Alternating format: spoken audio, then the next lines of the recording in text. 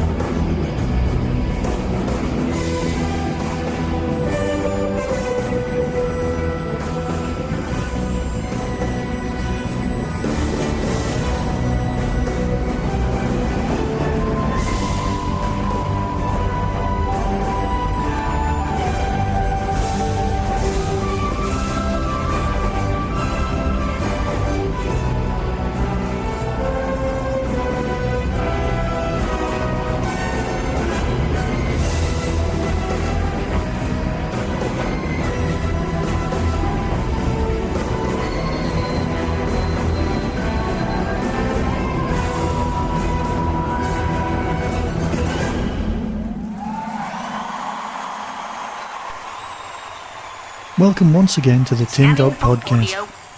Many of you experienced my ramblings on the WhoCast just after Christmas, where I talked at far too much length for some people's liking about the Next Doctor. Well, as it's coming out on DVD, and I haven't covered it as part of the TDP, and also because it's part of the ridiculously good Doctor Who at the Proms, I thought I'd cover a small review just for the completists amongst us, including myself, just so that I've covered all of the things I should have covered in the first place when my voice was just about to break. As you can probably hear, again I'm on the edge of just another cold. Hurrah, to live in England. Usually, of course, I dedicate each Tin Dog podcast to someone who's donated cash towards keeping the TDP running. However, with the sad passing of Patrick McGowan this week, and everyone is aware of how much of a fan of The Prisoner I am, I have to dedicate this show to him. Thanks, Patrick, for all of your brilliant work over the years. You will be missed. However, I was unaware that Patrick was actually offered the role of Gandalf, and he was also offered the role of Dumbledore. He would have made one of the world's best Dumbledores, but he had to turn them down due to ill health. But enough melancholia. On with the Next Doctor. Stand back! What have we got here then? Hold on, who are you? I'm the Doctor. Simply the Doctor. The one, the only, and the best. Rosita? Before I go into my reasonable discussion on the Next Doctor, I just need to play you something Russell said as part of his audio commentary for the Next Doctor. You see, I, mistakenly as it turns out, was beginning to think that Doctor Who itself, the series, was moving all the way to the autumn schedule, using these specials to place themselves throughout the year and take us well into 2010. Thus, Tennant would still leave in 2010, and the series would be on when it was dark, when Doctor Who was at its best, when I was a child, during the winter season. Of course I was wrong. Here's Russell to explain why. People think that, like, the last two specials are going next Easter, so that Series 5 might be delayed till the autumn of 2010, which isn't being talked about at all. No, this is not what I'm only bringing doing. that up because the sort of person listening to this podcast is the sort of person who worries about things like that. Don't worry, fear not. Fear not. That's not the plan. I, like every other Doctor Who fan before Christmas, was playing the whole who will be the 11th Doctor, is the Next Doctor a storyline to do with who will be the next Doctor, what's actually going on. And of course, after the Children in Need special, we all got caught up in a whole, he's not really the real Doctor, he's someone who thinks he's the Doctor. And being bears of very little brain, we jumped straight on the Big Finish bandwagon and ended up in a place we really shouldn't have been. Now, for those of you who are unaware, the Big Finish story, The One Doctor, of which this is the trailer, Citizens of Generios, you will listen. These readings? Well, the TARDIS is way off course. Way, way off course. We've drifted millennia into the far future. I have been sent to collect tribute. So, where exactly are we? The vulgar end of time. I must have the 3 greatest treasures of the Generios system, or I will destroy you all. What's happened? We've only just arrived. We picked up a distress call. Oh, sorry. Wasted journey. Well, we've been saved. The Skeloids are vanquished. So what happened to these Skeloids? The doctor sorted them out for us, didn't he? Did you say the doctor? Doctor, you've done so much for us. How can we ever repay you? I don't expect repayment. The work I do is rewarded itself. Anyway, Sally Ann and I really must get back to the Stardust. Looks like you've already saved the day then. Beaten yourself to it. I somehow doubt it. I've never been to Generios before. You don't reckon they've rumbled us? We ought to get out of here. And lose our chance of 100 million credits. You're really rattled, aren't you? Yes. Because if I didn't save this planet from the evil Skeloids, who is the doctor that did? Bring me the tribute. The tribute, I say. What a plank. Concerns someone who is a confidence trickster in the distant future, the vulgar end of time, pretending to be the Doctor for nefarious purposes. This didn't quite ring true with what we'd seen, but it was the only story that was out there where someone pretended to be the Doctor.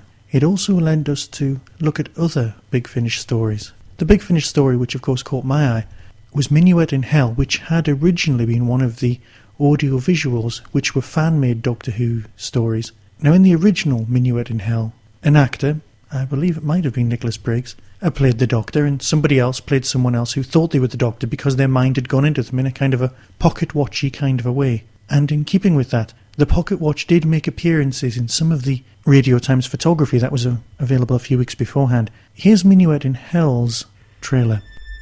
The legends of Gallifrey speak of a world where everything is horror. Horror and pain. A world from where there is no escape. From the creatures who crawl on the crust of the land. Of the lost and the hopeless and the broken and the doomed.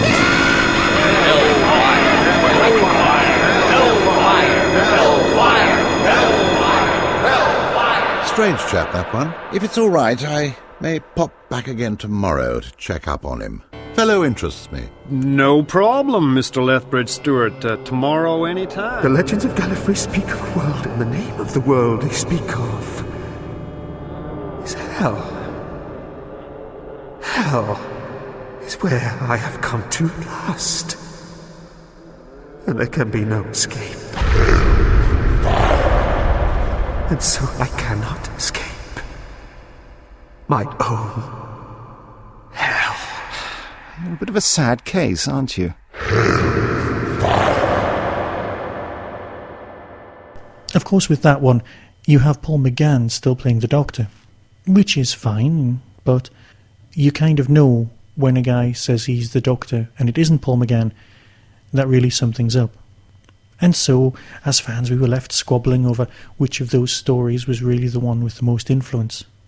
And of course, Russell had taken those basic ideas of someone thinks he's the Doctor and ran with it. And was that really what this story was all about? Or was that just the bit that was meant to distract us? Well, I don't like using the word hardcore fans, but you know what I mean. All this reasonable squabbling and backfighting between all the fans going, oh, but it's going to be like the One Doctor, it's going to be like Minuet in Hell, were all very nice. But like I said, they were here just to distract us. And distract us they did, all the way until Christmas Day. And then Christmas Day wheeled itself round, and like waiting for that lovely present, we all suddenly got just a little bit nervous. You see, the Christmas specials are often looked on in their own unique way.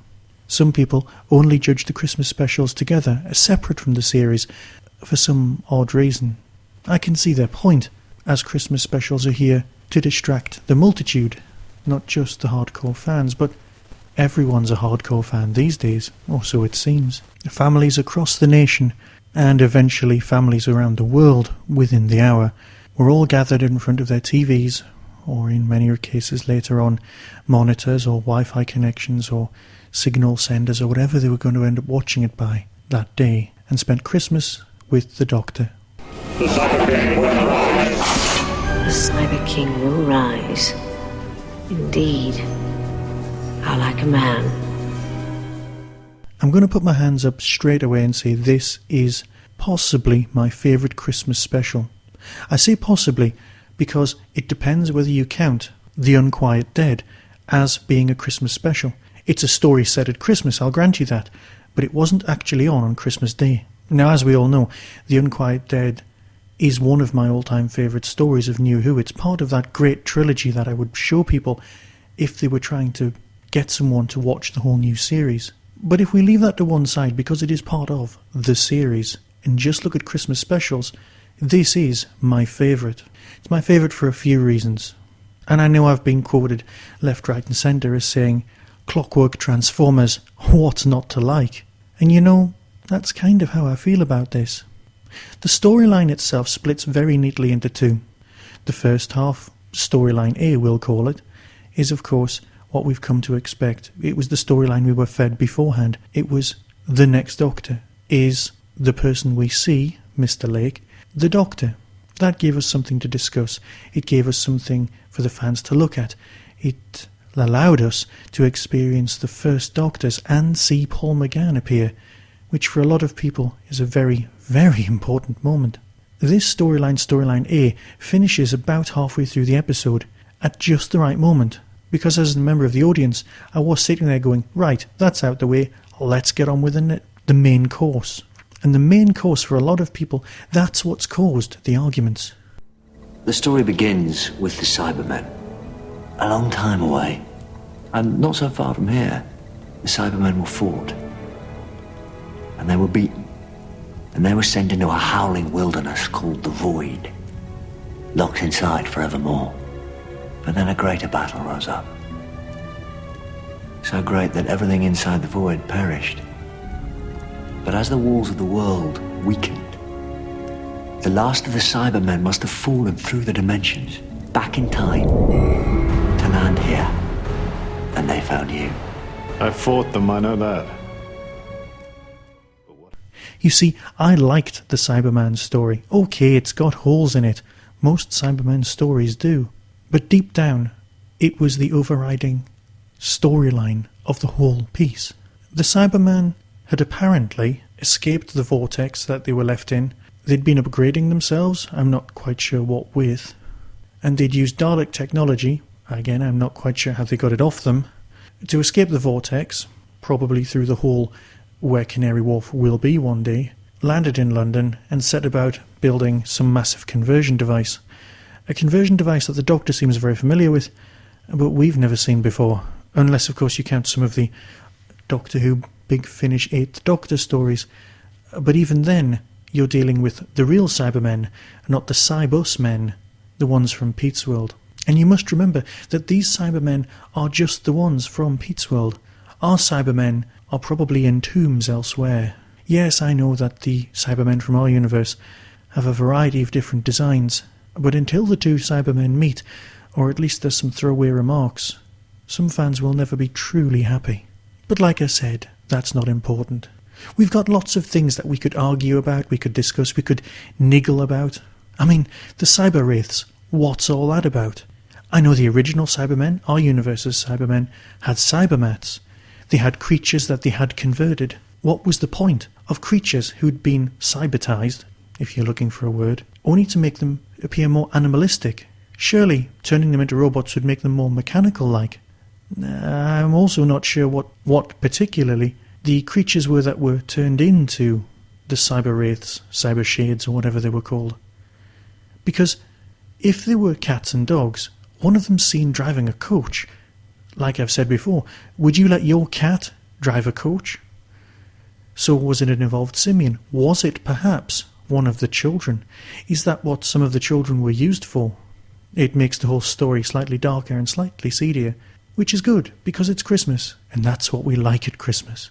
The thing that a lot of people have got issues with isn't that Paul McGann turns up at one point, albeit in photographic form. It's more that the giant clockwork toy, the steampunk Cyberman if you like, doesn't really fit. It's going around destroying people. The fact that it's built using children, children, that well-known labour force, that's always useful. It turns the whole thing a bit more, well, Oliver-like. Let me die happy. Just tell me one thing. What do you need those children for? What are children ever needed for? They're a workforce. But for what? And Jackson Lake's child, a decent enough performance, but was it me or was he wearing more mascara than a panda? These are all small niggles. I like the design, and I don't want to have a go at this episode. Like I said, it's my favourite Christmas special. It's so much better than last year's, and for a start, it doesn't have Kylie in it. It sets up the whole Lonely Doctor for the rest of the specials, and we're more than happy with it. But what was the point? I know the end was a bit clunky, and again I have questions about the Cybersmen. How come their heads always explode? Do they just get a little bit too excited? And I'm sure their wiring is a little bit dodgy, on the grounds that the only two people who've ever managed to override the Cybus programming are women.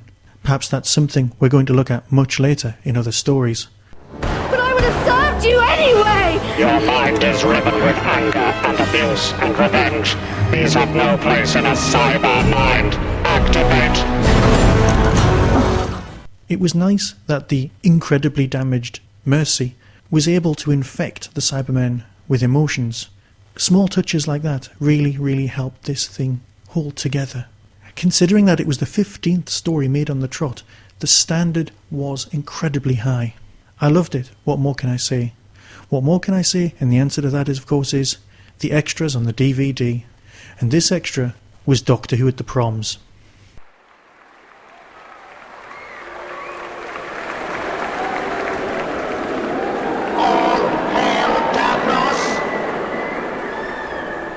Welcome to my Dalek Empire.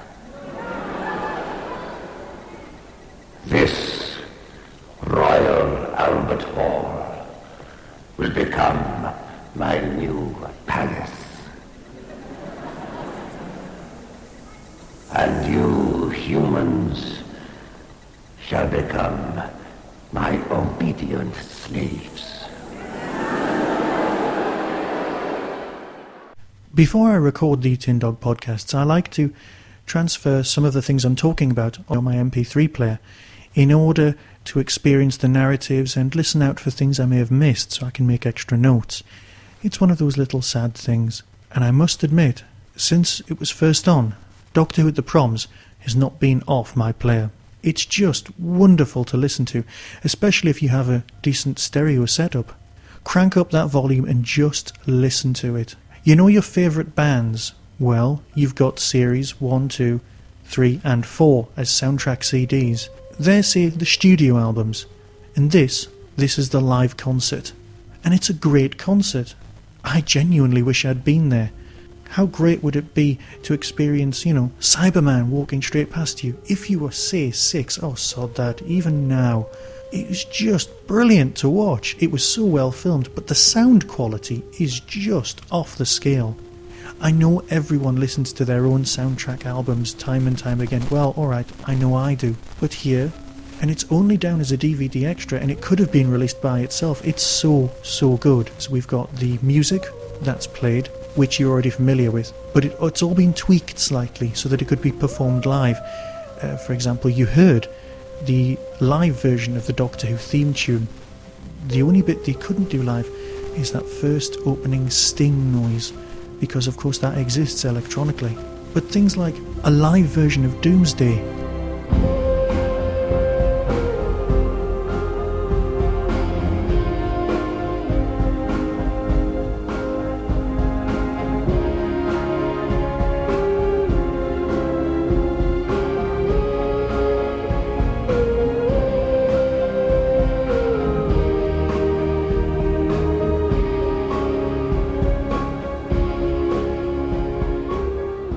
were just wonderful to listen to, incredibly atmospheric. They're all hosted by people from the show.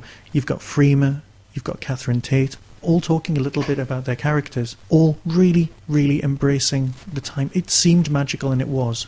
Halfway through, about 25 minutes in, there is a specially filmed sequence. Now, whether this is canon or not, I can leave you to debate that yourself in pubs. But basically, the Doctor is sitting in the TARDIS composing about the music of the spheres, which is the sound of the universe. A Grask turns up, and then escapes from the TARDIS into the audience with the Doctor's water pistol. Hilarity ensues, apparently, and it's a very nice comical piece. The Daleks and Davros turn up. This is not a cheap affair. As a stage show, it's very, very good. And it's all performed by the London Philharmonic. Now, for those of you who aren't aware of what the Proms really is, it was an idea put forward 150 years ago to introduce great music to the masses. And they did for a very long time. The ticket prices were held cheap, and they were nearly always held in the same venue, Royal Albert Hall. A gigantic round venue, perfect for classical music. The BBC have evolved this idea to incorporate the electric Proms, which again is a fabulous idea. And here we have music that we're already familiar with being given back to us, Doctor Who at the Proms. The audience is really into it. The atmosphere is incredible. And the odd time on the recording, you do hear a small screaming child who perhaps was a little bit too young to be there, piercing the perfect musical recordings. I love Doctor Who at the Proms. And like I said, it's like owning a live album. Next time, I'll be talking about the second part of the E-Space trilogy. So until then, here's the Doctor to talk about how wonderful music really is. Be seeing you. Just remember, music isn't just orchestras and pop stars and special people with albums and downloads and concerts. It's you. Because the music of the sphere is all around you.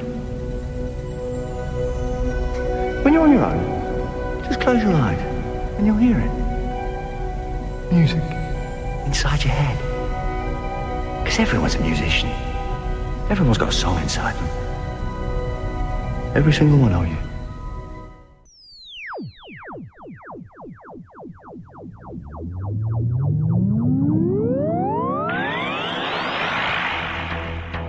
You have been listening to the Tin Dog Podcast. Doctor Who and its associated shows are all trademark of the BBC. No infringement is intended. Contact us at tin-dog@hotmail.co.uk.